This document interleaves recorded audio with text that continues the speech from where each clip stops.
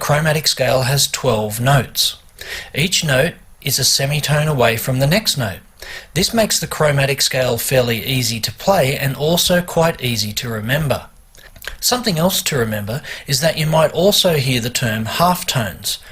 That's just another word for semitones. It means exactly the same thing. Semitones are notes that are played consecutively. Each new note is right next door to the previous note with no gap. In other words, no unplayed fret in between.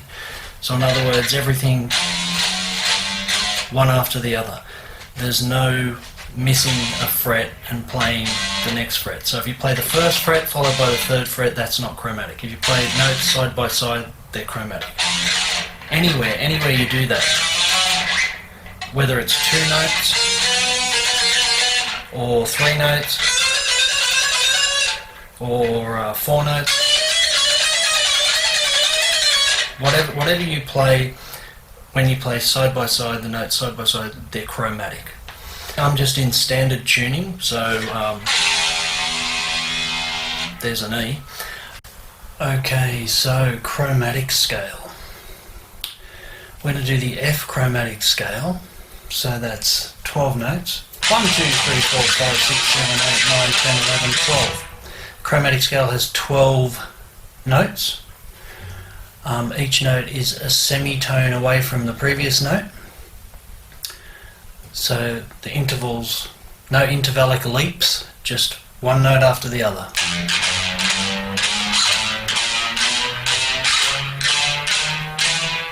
And if we play the next note, the 13th note, would be the root note again, would be F. So for this purpose we won't play the F, we'll just go up, start with, doesn't matter, a downstroke or an upstroke, doesn't really matter because we're only on one string. And we're just going to do 4 frets, 1 finger per fret, the first 4 frets. And then when we run out of frets and fingers, we're going to start with our first finger here on the 5th fret, and then we're going to play the 5th, 6th, 7th and the 8th frets, and then when we've played those, 1 finger per fret, we're going to move to the 9th fret with our first finger again and do these 4 notes. So you're changing once, twice. So there's only 2 movements. So again, doesn't matter whether it's a downstroke or an upstroke because we're only doing 1 string. So I'm going to start with a down. And then I'm just going to keep alternating, so alternate picking we're doing, and come back again without stopping. So ascending, descending. Now we're going to do something a little bit more interesting than that. So chromatic scales, basically what we're doing in this lesson is just learning what they are and just playing them, getting used to them, and then later on we'll be looking at different applications, different ways to incorporate chromatic elements into your guitar playing. So let's just do the F chromatic again, but this time we're going to do something a little bit interesting. We're going to do a really long, expansive F chromatic scale, and we're going to start on the same F, that first fret, but this time we're going to go all the way up to our 21st fret, which is C sharp. So it's going to be a big one, but the easy thing about it is there's only 8 notes on each string.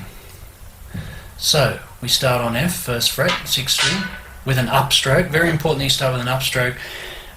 What this will do is create some outside string picking, and when we do outside string picking, you'll find that it's easier to play it fast.